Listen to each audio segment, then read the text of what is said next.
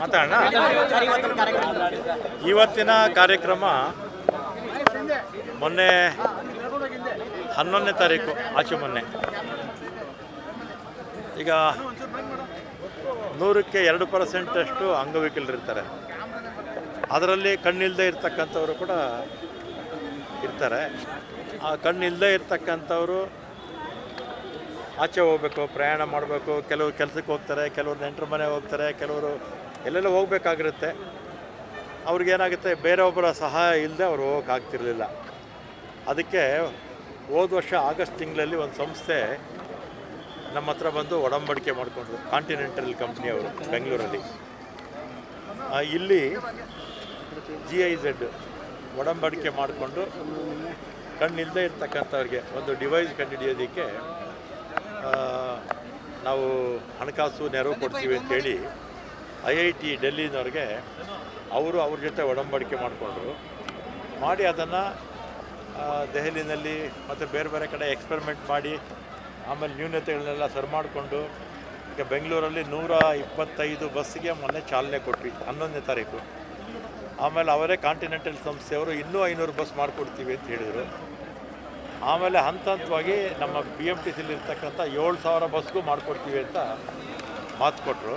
ಮತ್ತು ಅದೇ ಸಂದರ್ಭದಲ್ಲಿ ಅವರೊಂದು ಸಲಹೆ ಕೊಟ್ಟರು, ಈಗ ಇನ್ಬಿಲ್ಟು ಹೊಸ ಬಸ್ಸುಗಳಲ್ಲಿ ಇನ್ಬಿಲ್ಟೇ ಮಾಡಿಬಿಡಿ, ನಾವು ವರ್ಕ್ ಆರ್ಡರ್ ಕೊಡುವಾಗ ಇನ್ಬಿಲ್ಟ್ ಇದನ್ನು ಈ ಡಿವೈಸ್ ಇರಲೇಬೇಕು ಅಂತ ಮಾಡಿ ಅಂತ ಹೇಳಿದ್ದಾರೆ. ಒಳ್ಳೆಯ ಸಲಹೆ ಅಂತೇಳಿ ನಾವು ಇನ್ಮೇಲೆ ಹೊಸ ಬಸ್ ಯಾವುದೇ ಬರಲಿ ಇದನ್ನು ಈ ಡಿವೈಸ್ನ ಕಡ್ಡಾಯವಾಗಿ ಅಳವಡಿಸ್ತೀವಿ. ಮತ್ತು ಇಲ್ಲಿ ನೀವಾಗಲೇ ಕೇಳಿರಬೇಕು, ಅಂದರು ಯಾವ ರೀತಿ ಬಸ್ ನಂಬರ್ನ ಕಂಡುಹಿಡಿತಾರೆ ಮತ್ತು ಯಾವ ಸಮಯಕ್ಕೆ ಬರುತ್ತೆ ಅದೆಲ್ಲ ಕೂಡ ಅವ್ರಿಗೆ ಗೊತ್ತಾಗುತ್ತೆ. ಇದು ಅಂದರಿಗೆ ಇದು ಭಾಳ ಅನುಕೂಲ ಆಗುತ್ತೆ. ಇವತ್ತಿಲ್ಲಿ 200 ಬಸ್ಸು GIZ ಕಂಪ್ನಿಯವರು ಹಣ ಕೊಟ್ಟಿದ್ದಾರೆ. ಮತ್ತು IIT ಟೆಕ್ನಾಲಜಿ ಆಗಲೇ ಹೇಳಿದ್ನಲ್ಲ, IIT ಡೆಲ್ಲಿ ಟೆಕ್ನಾಲಜಿ ಕೊಟ್ಟಿದ್ದು, ಮತ್ತು ಟ್ರೈನಿಂಗ್ ಕೊಟ್ಟಿದ್ದು ಇವರಿಗೆಲ್ಲ ಯಾವ ರೀತಿ ಬಳಸಬೇಕು ಅಂತೇಳಿ ಅಂದರಿಗೆ ಟ್ರೈನಿಂಗ್ ಕೊಟ್ಟಿದ್ದು ವಿವೇಕಾನಂದ ಸಂಸ್ಥೆ. ಇದಿಷ್ಟು ಇವತ್ತಿನ ಕಾರ್ಯಕ್ರಮ. ಮತ್ತು ಇದೇ ಸಂದರ್ಭದಲ್ಲಿ ರಾಜ್ಯದಲ್ಲಿ ಬೆಳಿಗ್ಗೆ ನಮ್ಮ ಮುಖ್ಯಮಂತ್ರಿಗಳು ನಮ್ಮ 500ನೇ ಟಿಕೆಟ್ನ ಅಲ್ಲೇ ಕುಮಾರಕೃಪಾ ರಸ್ತೆಯಲ್ಲಿರ್ತಕ್ಕಂಥ ಒಂದು ಬಸ್ಸಲ್ಲಿ ಕೊಟ್ಟರು.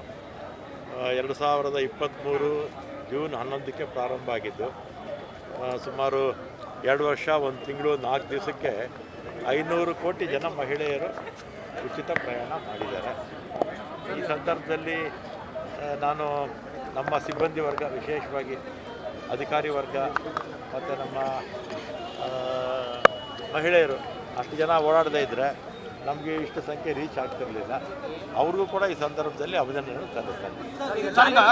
ಸಿಬ್ಬಂದಿಗಳು ಭಾಳ ಇದರಲ್ಲಿ ಭಾಳ ಶ್ರಮ ಇದೆ ಅಂತ ಹೇಳಿದ್ರೆ, ಆದರೆ ಅವ್ರಿಗೆ ವೇತನ ಸೇರಿದ ಸೌಲಭ್ಯಗಳು ಇನ್ನೂ ವಿಳಂಬ ಆಗ್ತಾ ಇದೆ ಅನ್ನೋದು ಇದೆಯಲ್ಲ, ಯಾವಾಗ ಆಗುತ್ತೆ ಸರ್?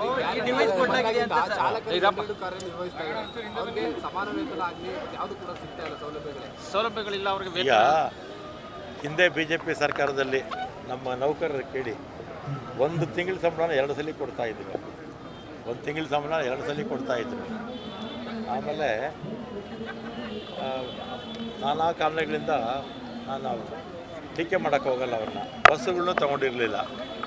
ಈಗ ನಾವು ಬಂದ ಮೇಲೆ 5,100 ಬಸ್ ತೊಗೊಂಡಿದ್ದೀವಿ. ಇನ್ನೂ ಒಂದು 700 ಬಸ್ ರೆಡಿ ಇದೆ. ಮತ್ತು ರಿಕ್ರೂಟ್ಮೆಂಟು ನಾನಾ ಕಾರಣಗಳಿಂದ ನಿಲ್ಲಿಸ್ಬಿಟ್ಟಿದ್ರು. ನಾನು ಬಂದಮೇಲೆ ಮತ್ತೆ ರಿಕ್ರೂಟ್ಮೆಂಟ್ 9,000 ಜನ ರಿಕ್ರೂಟ್ಮೆಂಟ್ ಮಾಡಿದ್ದೀವಿ. ಮತ್ತು 1,000 ಜನ ಅನುಕಂಪದ ಆಧಾರದ ಮೇಲೆ ಕೆಲಸ ತೊಗೊಂಡಿದ್ದೀವಿ. ಮತ್ತು ಇನ್ನೂ ಅನೇಕ ರಿಫಾರ್ಮ್ಸು ನಮ್ಮ ಕಾರ್ಮಿಕರಿಗೆ ಆಕ್ಸಿಡೆಂಟ್ ಟ್ಯಾಕ್ಸ್ ಹತ್ರ 1 ಕೋಟಿ ಇನ್ಶೂರೆನ್ಸು ಈ ಥರದ್ದೆಲ್ಲ ತಂದಿದ್ದೀವಿ. ಆ ಒಂದು ಬಾಕಿ ಇದೆ. ಮೊನ್ನೆ ಮುಖ್ಯಮಂತ್ರಿಗಳ ಜೊತೆ ಚರ್ಚೆ ಆಯಿತು. ಸಮಾನ ವೇತನ ಒಂದು ಗುಂಪು ಕೇಳ್ತಾರೆ, ನಮ್ಮನ್ನು ಸಮಾನ ವೇತನ ಅಂತ.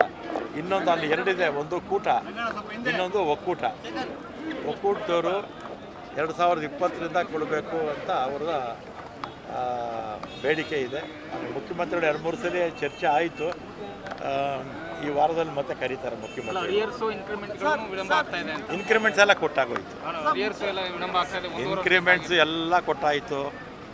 ಆಮೇಲೆ ಐಯರ್ಸ್ ಒಂದು ಬಾಕಿ ಇದೆ, ಯಾವತ್ತಿನ ಕೊಡಬೇಕು ಅಂತ ಸ್ವಲ್ಪ ಮೊನ್ನೆ ಮೀಟಿಂಗಲ್ಲಿ ಮುಖ್ಯಮಂತ್ರಿಗಳು ಹಿಂದೆ ಆದೇಶದ ಪ್ರಕಾರ ಮತ್ತು ಅವರು 2020ರಿಂದ ಕೊಡಬೇಕು ಅಂತ ಬಗೆಹರಿಯುತ್ತೆ ಬಿಡಿ, ಅದೇನು ದೊಡ್ಡದೇನೆಲ್ಲ.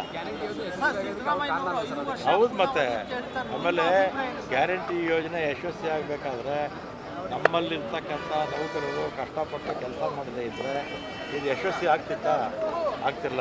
ಜೊತೆಗೆ ಸರ್ಕಾರನೂ ಕೂಡ ಹೊಸದಾಗಿ 5,800 ಬಸ್ ಕೊಟ್ಟಿದ್ದು, ರಿಕ್ರೂಟ್ಮೆಂಟ್ ಮಾಡಿದ್ದು, 10,000 ಜನಕ್ಕೆ ರಿಕ್ರೂಟ್ಮೆಂಟ್ ಮಾಡಿದ್ದು ಅಲ್ವಾ. ನಿಮ್ಮೆಲ್ಲರ ಸಹಕಾರದಿಂದ, ಮಾಧ್ಯಮದವ್ರ ಸಹಕಾರದಿಂದ ಯಶಸ್ವಿಯಾಗಿದೆ.